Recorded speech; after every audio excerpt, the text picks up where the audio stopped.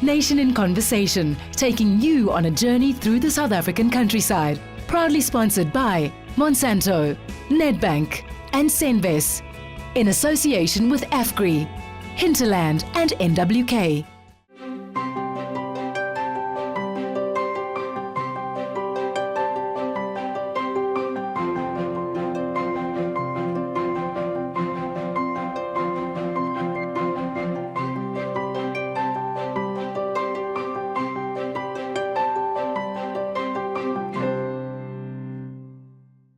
Hello and welcome to Nation in Conversation.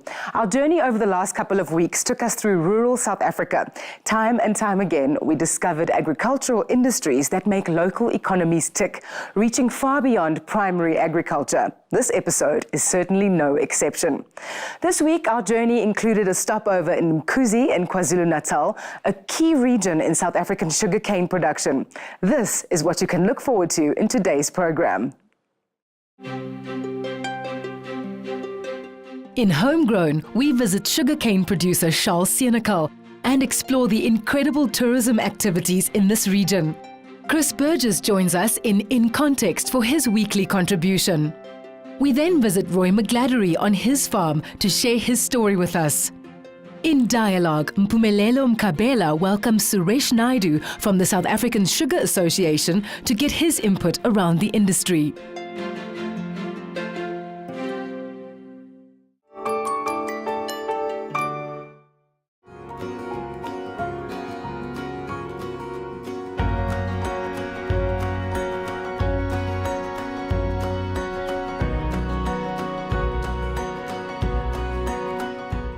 Mkuze is a small town in northern KwaZulu-Natal, very close to Pongola and approximately 150 kilometers from Richards Bay on the N2 route. It is nestled between the Mkuze River and Ghost Mountain. It is an agricultural community with concentrated sugarcane crops. In the 1980s, cotton farming was a source of employment in the area. Since then, immense growth and development have taken place. Apart from the vast sugarcane plantations in the region, Mkuze and the surrounding areas are home to many pristine game farms that form the heartbeat of tourism in the area.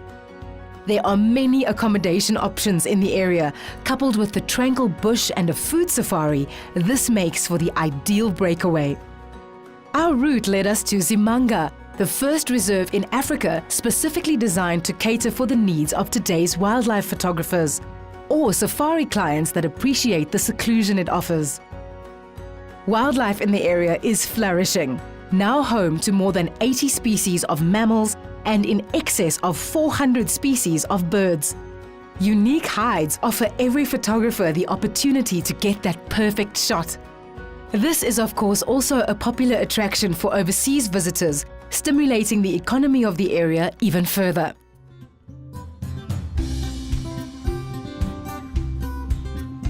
It is here that sugarcane producer Charl Senekal runs his successful family business. By basing their philosophy on economic, social and environmental responsibilities, this is now a beacon of hope, progress and advancement. An astounding result of developments in this area that stretches across more than 80 square kilometers is the fact that 300,000 local community members and their animals are supplied with water from the farm. Senekal Farm itself supplies work to more than 1,000 people. We talked to Charl about his journey over the years to where he and his family operate a successful business that represents the entire value chain, as well as the challenges currently facing the industry.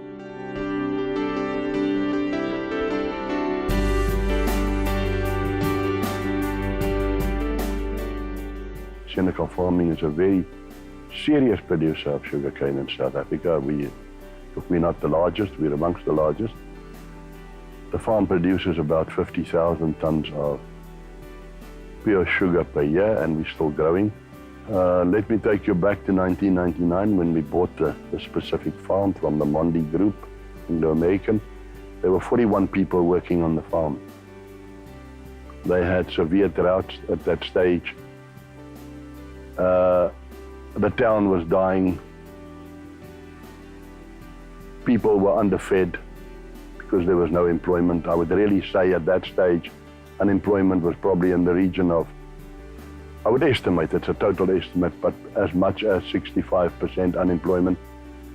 And we came here, we started developing. We did many good things like building a pipeline, supplying water to the community, the town of Yabombo and surrounding areas. And we started employing people. Today there are in the region of 1,000 people that working for us, and if we do the citrus and pecanut project, we'll probably go up to 1,500 and even 1,600 at stages. And the economy of the town is picking up. We have more than 85 game farms in operation in this area, and it is becoming a destination. People fly in from all over. Land here, watch game for 10, 12 days, get in the airplane, fly back to England or America or Germany, wherever they come from. It's not just they're coming to South Africa, they're coming to this area specifically. And today, there are some magnificent game farms in and around Mkuze, employing top quality people, the best game guides you can get in South Africa operating here. I very, very, very truly believe that the agricultural cake in South Africa must be grown. We mustn't shrink the cake, we must grow the cake. Makatini is the best situated area in the whole of Southern Africa to do exactly what I want to do, developing sugarcane and other high-value crops. We have 180,000 hectares of land on the Makatini. Not all of it is suited for irrigation, but I would say there are at least 20,000 hectares of A and B type soils suited for any crop that you can grow in a subtropical climate. I think we must make the public aware of the advantages of agriculture. If we have to import, say, apples, pears, grapes from other countries, what will it not cost? If we have to import sugar from other countries, what will it not cost? I don't want to say we neglect the producer, but the producer is the most important, the agricultural producer, the most important cog in the gearbox of feeding a nation than you can possibly believe. We have to make the public aware that the primary producer delivering the cabbage and the tomato and the carrots to us is an important role player.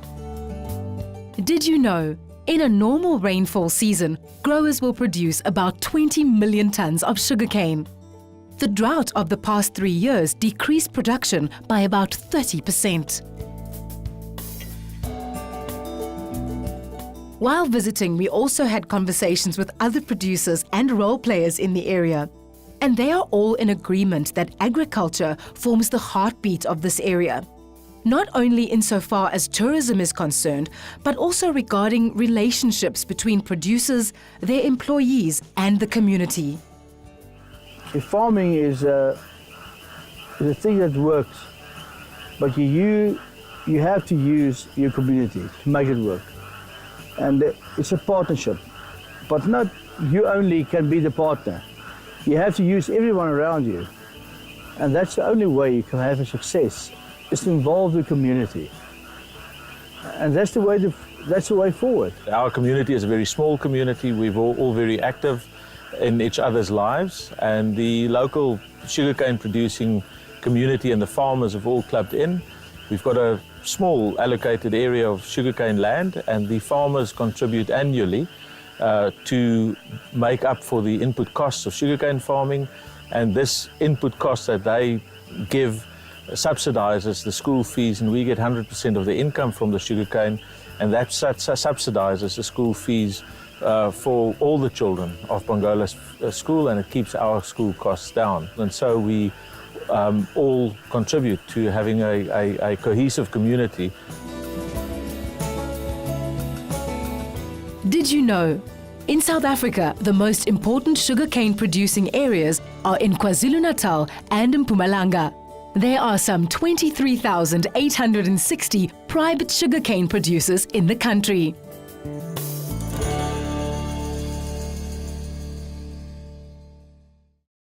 Anyone would marvel at the masses of green sugarcane in KwaZulu-Natal. Coupled with the incredible wildlife and tourist destinations in this area, it is a must-see, must-do experience. As is the case with many other agricultural industries, our farming communities prove that they are the backbone of progress and sustainability in rural areas.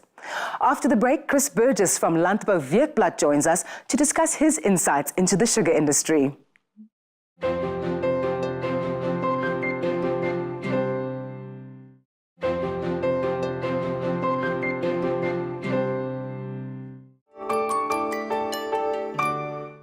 Welcome back to Nation in Conversation. Today we are exploring the sugar industry. It affects all of us, so please join the conversation on Facebook and Twitter. With me is Chris Burgess from Landbouweekblad. Welcome, Chris. Thank you. Chris, the sugar industry seems to be going through a bit of a rough time at the moment. Oh, well, I mean, we had a few years of dry weather, and I mean, last year's drought was particularly bad. So, you know, it cut yields by about 30%. So most farmers didn't make any money or made a loss, you know. So that's not good news. And, you know, with all the rain that we had, I mean, places like Mpumelelo, which is actually irrigation production, I mean, they're still struggling with water. So this Dinio storm seems to have missed them, you know, and then we've got sort of structural problems. You know, inputs are a real problem to the sugarcane farmers. So you know, we've got the thinnest margins in the world, you know. So and that despite being, you know, out of 150 sugar producing countries, being in the top 15 as far as efficiency is concerned. So you know, and then we've got you know, the quotas on sugar beet production in the EU are going to be lifted. So that might be a problem because a lot of sugar might come to our SADC competitors, and that sugar might end up in South Africa. And then of course we have the sugar tax. So the farmers have their challenges. Before we get back to Chris, a central theme that runs throughout this series is the will and tenacity of South African producers to be successful against all odds, to move forward and overcome challenges. Just outside Pietermaritzburg, we paid a visit to Roy McGladdery on his farm Treetops, another successful sugarcane producer. With good reason, he received the Nedbank Sustainable Farm Award in 2013. He shared his story with us.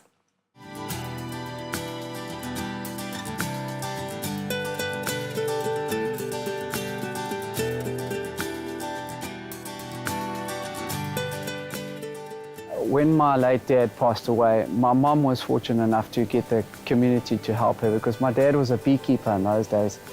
And she was fortunate enough to have the community help her to plant the farm up to wattle.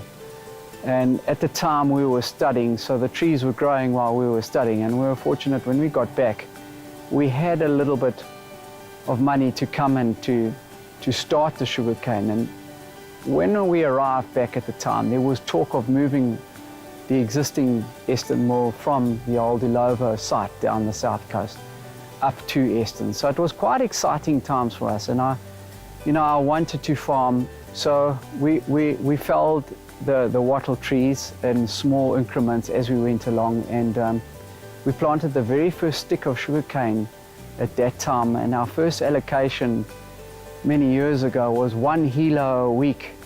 And we grew the cane just by taking out the trees and borrowing money from the land bank, and we had the assistance from neighbours who helped us out with tractors, and we borrowed implements.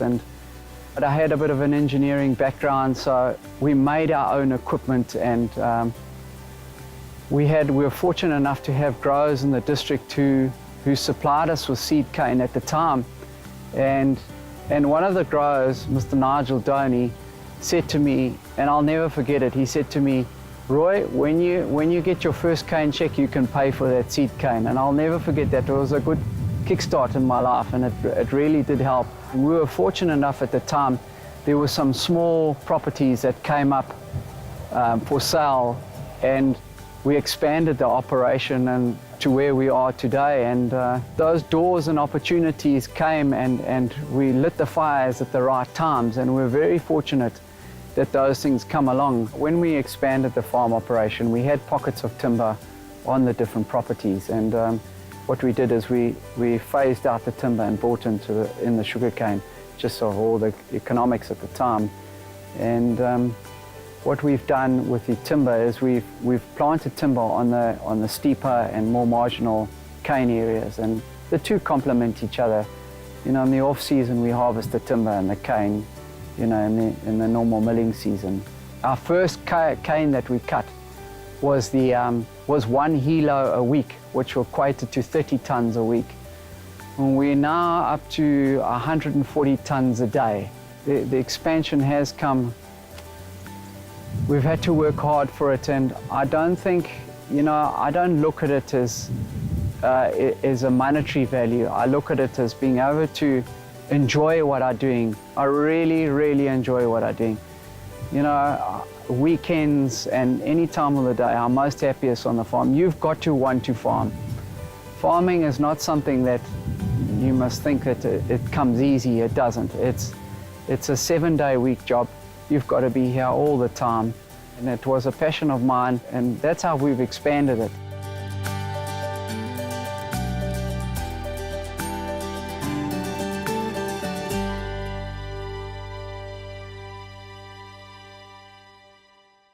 What an inspiring story and a great testament to South African producers. Back to you, Chris. In an industry that seems to be in so much trouble, ironically, it has quite a good record in terms of land reform. Now, the sugar industry has always been very proactive in terms of land reform, and you know, they managed to transfer about 22% of all land under freehold title under sugarcane production to black ownership. Then, unfortunately, land claims come. A wave of land claims came in, and now there's about 38% of land under freehold title under sugarcane under land claims. So that has complicated the whole issue. But you know, sugarcane is a wonderful crop in terms of emergent agriculture. It's hardy. It can take a bit of drought, it can take a bit of hail, you know, and a lot of it gets produced in the communal areas. So, I mean, it could be a real engine for rural development. Thank you, Chris. After the break, Mpumelelo welcomes Suresh Naidoo from the South African Sugar Association into the studio to further our insights into this industry.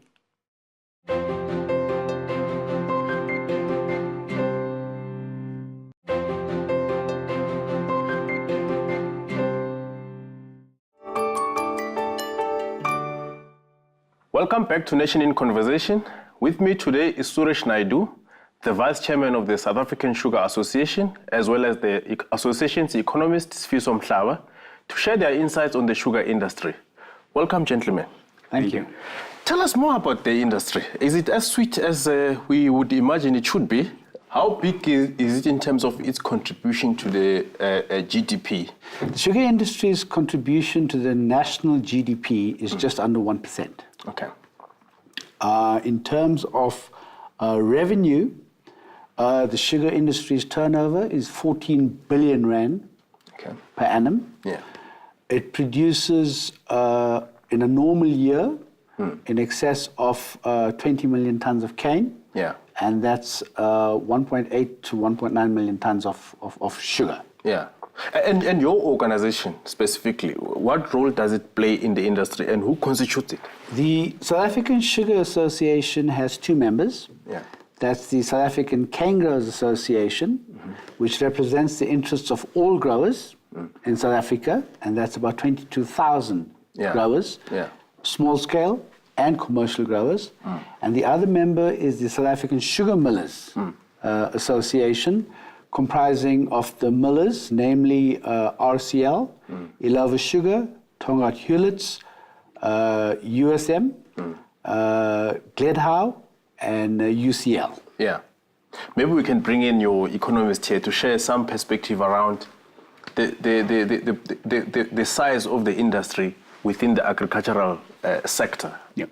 No, thanks very much. Just to emphasize, the sugar industry is located primarily in 2 provinces. Yeah.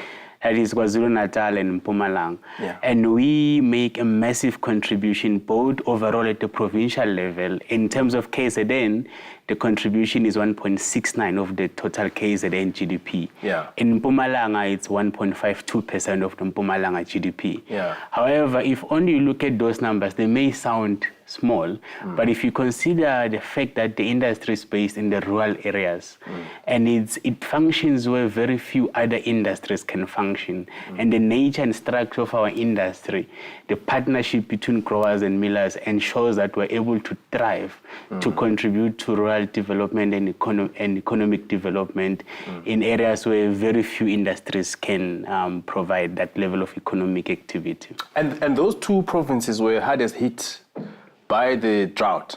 What has been the implications so far? Look, the industry, some areas have had 4 and some areas 3 consecutive years of drought. Yeah. The recent widespread rains have been welcomed, but it's not the end of the drought. Yeah. Could well be the beginning of the end, but it's certainly not the end of the drought. I think our production levels fell by some 30% over that 3 and 4 year period. Yeah. Some areas in the North Coast experienced their lowest rainfall in more than 100 years. And it's not going to be a 1 year wonder. It's going to take at least 2 years or maybe 3 years for these guys to come out of the problems. Yeah, so what strategies are there to navigate this situation and prevent adverse consequences for the industry? We've engaged with national government on drought relief measures. Yeah. I think we all recognize the whole economy and country is in tight financial constraints, but we were somewhat disappointed at the extent of relief that was provided for farmers generally.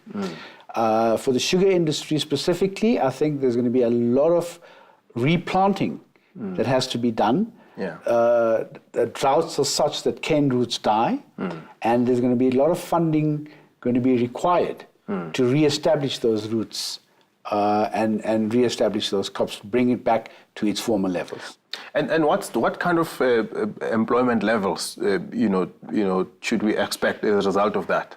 Well, the sugar industry as an employer provides about 80,000 direct jobs. Yeah.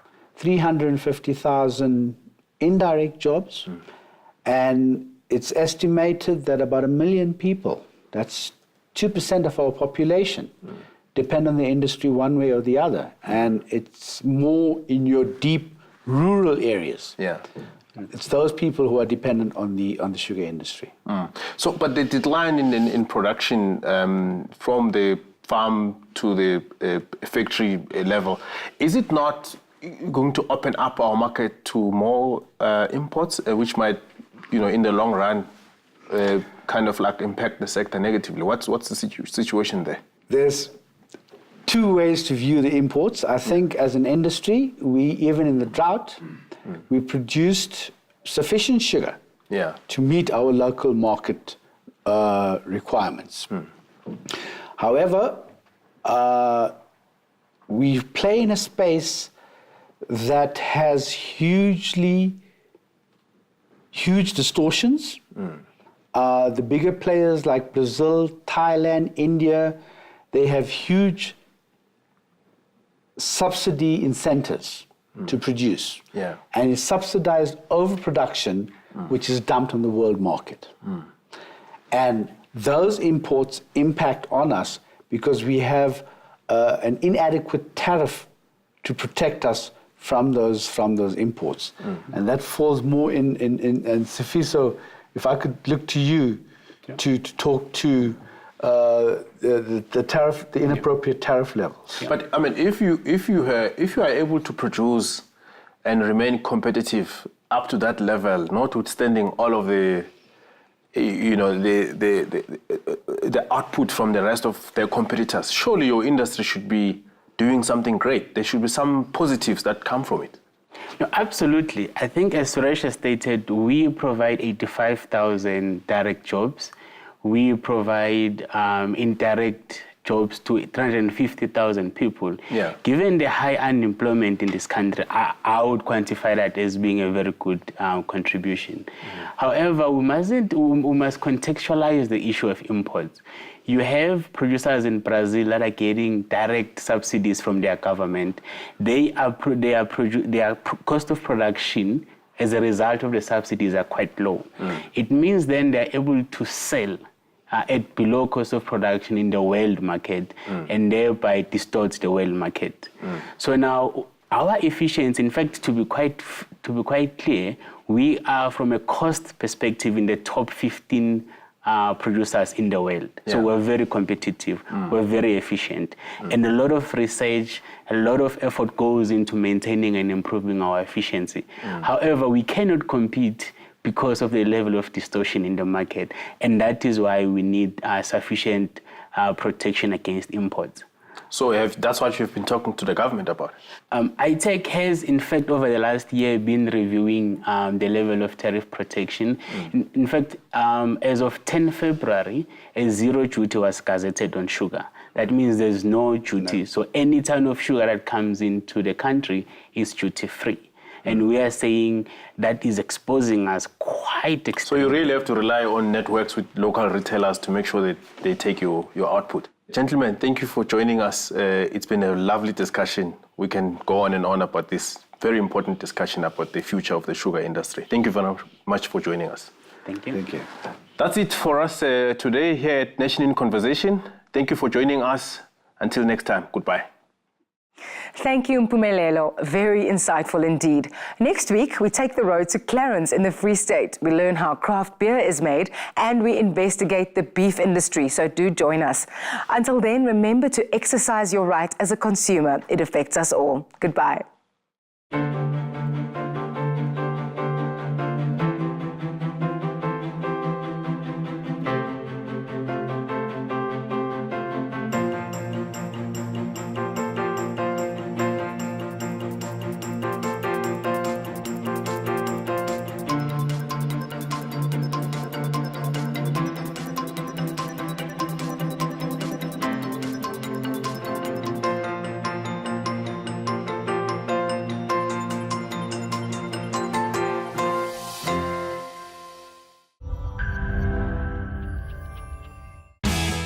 Nation in Conversation, taking you on a journey through the South African countryside.